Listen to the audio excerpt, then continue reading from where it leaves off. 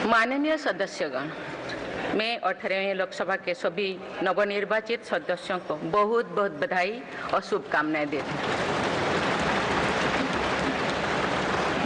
आप सभी यहाँ देश के मतदाताओं का विश्वास जीतकर आए हैं। देश सेवा और जन सेवा का ये सौभाग्य बहुत कम लोगों को मिलता है।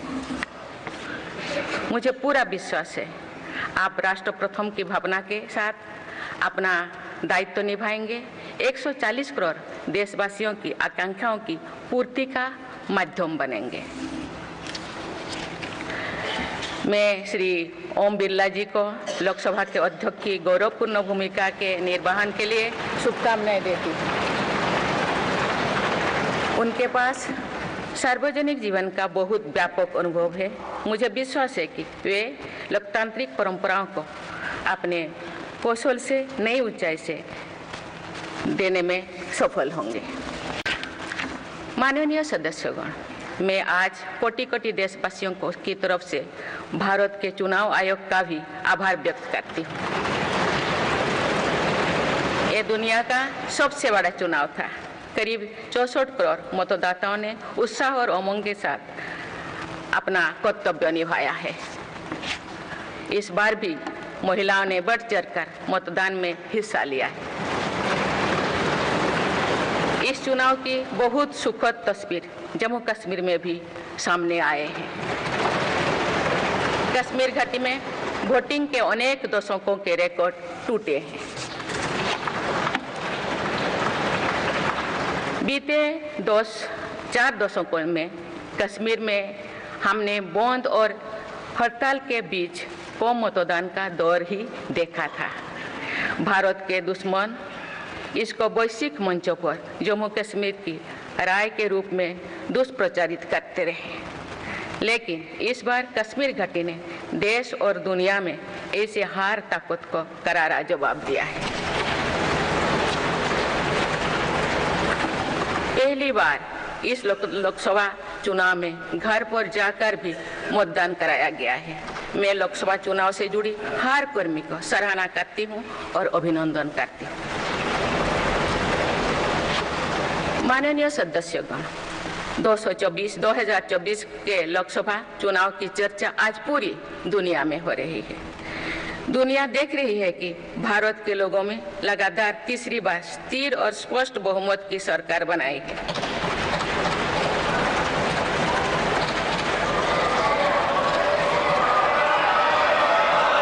छह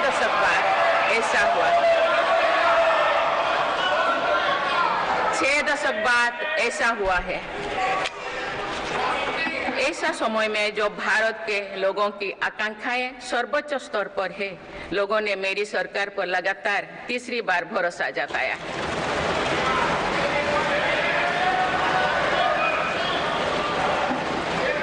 भारत के लोगों को ये पूर्ण विश्वास है कि उनकी आकांक्षाएं सिर्फ मेरी सरकार ही पूरा कर सकती है।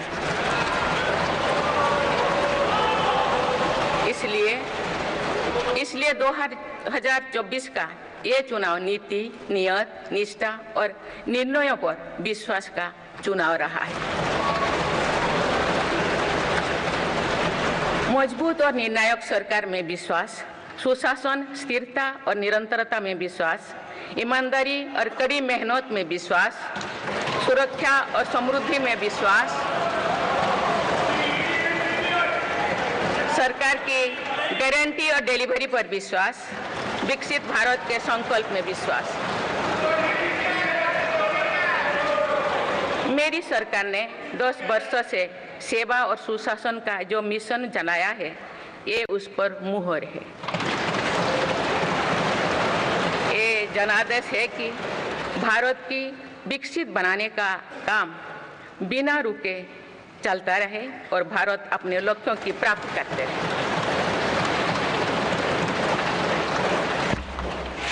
माननीय सदस्यगण, 18वीं लोकसभा कई मायनों में एक ऐतिहासिक लोकसभा है।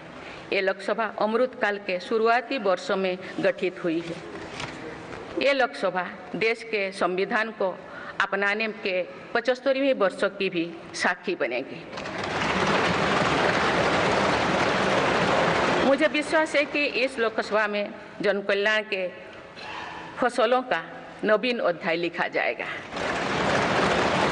आगामी सत्र में मेरी सरकार अपने इस कार्यकाल का पहला बजट पेश करने जा रही है।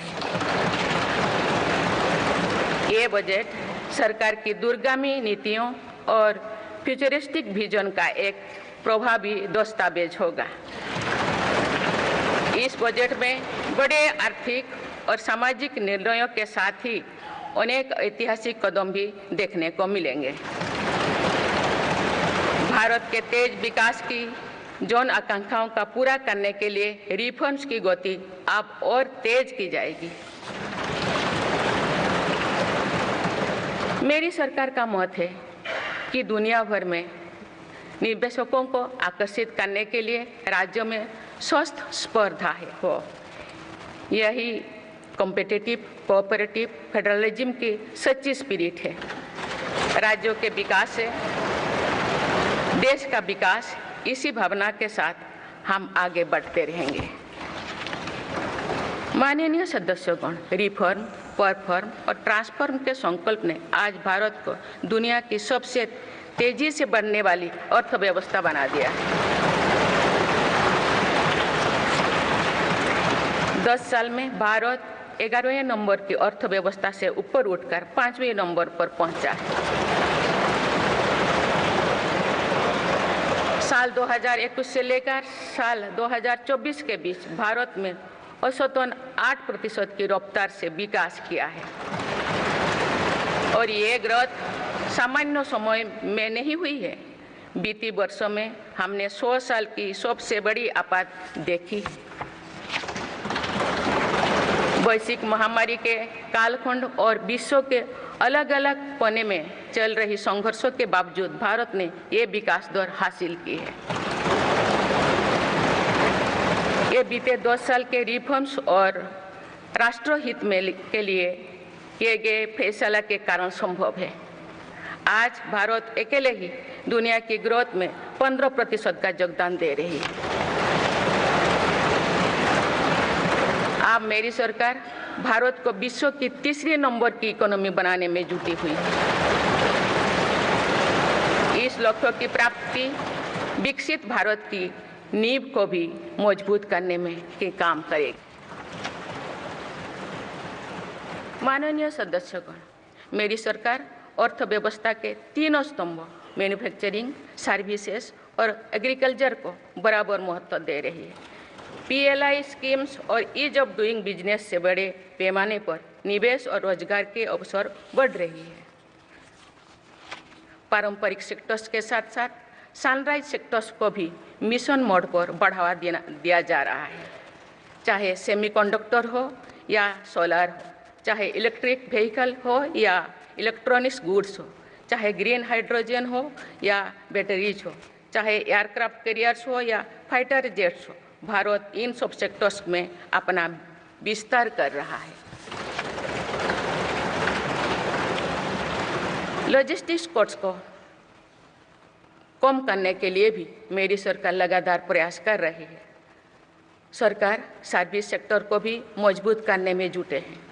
आज IT से लेकर टूरिज्म तक, हेल्थ से लेकर वेलनेस तक हर सेक्टर में भारत लीडर बन रहा है और इससे बड़ी संख्या में रोजगार और स्वरोजगार के नए मौके बन रहे हैं। माननीय सदस्यगण, पिछले 10 वर्षों में मेरी सरकार द्वारा ग्रामीण अर्थव्यवस्था के हर पहलू पर बहुत जोर दिया गया है।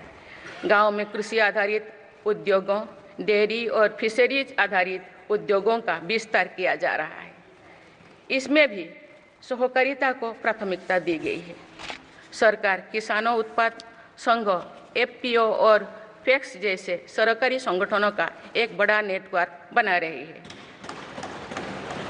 छोटे किसानों की बड़ी समस्या भंडारण से जुड़े होती है, इसलिए मेरी सरकार ने सहकारिता क्षेत्र में दुनिया की सबसे बड़ी भंडारण योजना पर काम शुरू कर चुकी है। किसान अपने छोटे खर्चे पूरे करने के लिए इसके लिए PM किसान सम्मान निधि के तहत उन्हें 3,20,000 करोड़ रुपये से ज़्यादा राशि दे सकती है। मेरी सरकार के नए कार्यकाल के शुरुआत दिनों से ही किसानों को 20,000 करोड़ रुपया से अधिक की राशि ट्रांसफर की जा चुकी है। सरकार ने खरीफ फसलों के लिए एमएसपी में भी रिकॉर्ड वृद्धि की है। माननीय सदस्यगण, आज का भारत अपनी वर्तमान जरूरतों को ध्यान में रखते हुए अपनी कृषि व्यवस्था में बदलाव कर रहा है। हम ज़्यादा से ज़्यादा आत्मनिर्भर हो और ज़्यादा से ज़्यादा निर्यात से किसानों की आमदनी बढ़े, इस सोच के साथ नीतियाँ बनाई गई है, निर्णय लिए गए हैं। जैसे भारत दलहन और तिलहन में दूसरे देशों पर निर्भरता कम करने के लिए देश के किसानों को हर संभव मदद दे रहे हैं। ग्लोबल मार्केट में किस तरह के फूड प्रोडक्ट की डिमांड ज़्यादा है, इसके आधार पर नई रणनीति बनाई जा रही है। आजकल ऑर्गेनिक उत्पादों को लेकर दुनिया में डिमांड तेजी से बढ़ रही है। भारत के किसानों के पास इस डिमांड को पूरा करने के भरपूर क्षमता है। इसलिए सरकार प्राकृतिक खेती और इससे जुड़ी उत्पादों की सप्लाई चेन को सशक्त कर रही है। ऐसे प्रयासों से किसानों का खेती पर होने वाला खर्च भी कम होगा और उनकी आय भी और बढ़ेगी। माननीय सदस्यगण, आज का भारत दुनिया की चुनौतियां बढ़ाने के लिए नहीं बल्कि दुनिया को समाधान देने के लिए माना जाता है। विश्व बंधु के तौर पर भारत ने अनेक वैश्विक समस्याओं के समाधान को लेकर पहल की है। जलवायु परिवर्तन से लेकर खाद्य सुरक्षा तक, पोषण से लेकर सस्टेनेबल एग्रीकल्चर तक हम अनेक समाधान दे रहे हैं। हमारे मोटे अनाज श्री अन्न की पहुंच सुपर फूड के तौर पर दुनिया के कोने कोने में हो, इसके लिए भी अभियान चल रहा है। भारत की पहल पर पूरी दुनिया ने वर्ष 2023 में इंटरनेशनल मिलेट्स ईयर मनाया है। आपने देखा है, हाल ही में पूरी दुनिया ने अंतर्राष्ट्रीय योग दिवस भी मनाया है। भारत की इस महान परंपरा की प्रतिष्ठा विश्व में लगातार बढ़ रही है।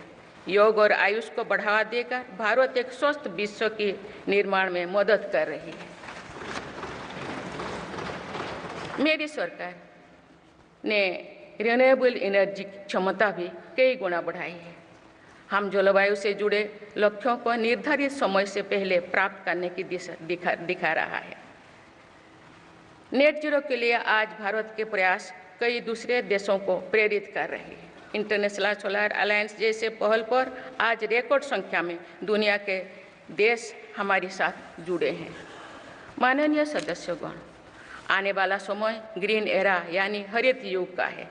मेरी सरकार इसके लिए भी हर जरूरी कदम उठा रही है। हम हरित उद्योगों पर निवेश बढ़ा रहे हैं, जिससे ग्रीन जॉब्स भी बढ़े हैं। ग्रीन एनर्जी हो या फिर ग्रीन मोबिलिटी, हर मोर्चे पर हम बड़े लक्ष्यों के साथ काम कर रहे हैं। मेरी सरकार अपने शहरों को दुनिया के बेहतरीन लिविंग स्पेस बनाने के लिए भी प्रतिबद्ध है। प्रदूषण से मुक्त, साफ सुथरे और सुविधा युक्त शहरों में रहना भारत के नागरिकों का हक है। विशेष रूप से छोटी शहरें और कस्बे में बीते 10 वर्षों से अभूतपूर्व निवेश किया गया है। भारत में आज दुनिया का तीसरे सबसे बड़ा डोमेस्टिक एविएशन मार्केट है। अप्रैल 2014 में भारत में सिर्फ 209 एयरलाइन रूट्स थे। अप्रैल 2024 में इनकी संख्या बढ़कर 605 हो गया है। हवाई यात्रा में हो रहे इस विस्तार का सीधा लाभ टियर 2, टियर 3 शहरों को हो रहा है। 10 वर्षों में देश के 21 शहरों तक मेट्रो सुविधाएं पहुंची है। वंदे मेट्रो जैसे कई योजनाएं पर काम चल रही है। भारत का पब्लिक ट्रांसपोर्ट दुनिया में बेहतरीन हो, इस लक्ष्य के साथ मेरी सरकार काम कर रही है। माननीय सदस्यगण, मेरा सरकार इन आधुनिक मापदंड पर काम कर रही है, जिससे भारत विकसित देश के सामने बराबरी से खड़े हो सके। इंफ्रास्ट्रक्चर का विकास इस दिशा में बदलते भारत की नई तस्वीर के रूप में उभारा है। मेरी सरकार ने 10 वर्षों में पीएम ग्रामीण सड़क योजना के तहत गांव में 3,80,000 किलोमीटर से ज़्यादा सड़कें बनाई। आज भारत में नेशनल हाईवेज और एक्सप्रेसवेज का जाल बिछ रहा है। नेशनल हाईवेज बनाने की गति में भी 2 गुनी से अधिक की वृद्धि हुई है। अहमदाबाद मुंबई के बीच हाई स्पीड रेल इकोसिस्टम का निर्माण कार्य भी तेजी से आगे बढ़ रहे हैं। मेरी सरकार ने उत्तर, दक्षिण और पूर्वी भारत के बुलेट ट्रेन कॉरिडोर्स के लिए फिजिबिलिटी स्टडीज शुरू करने का फैसला किया है।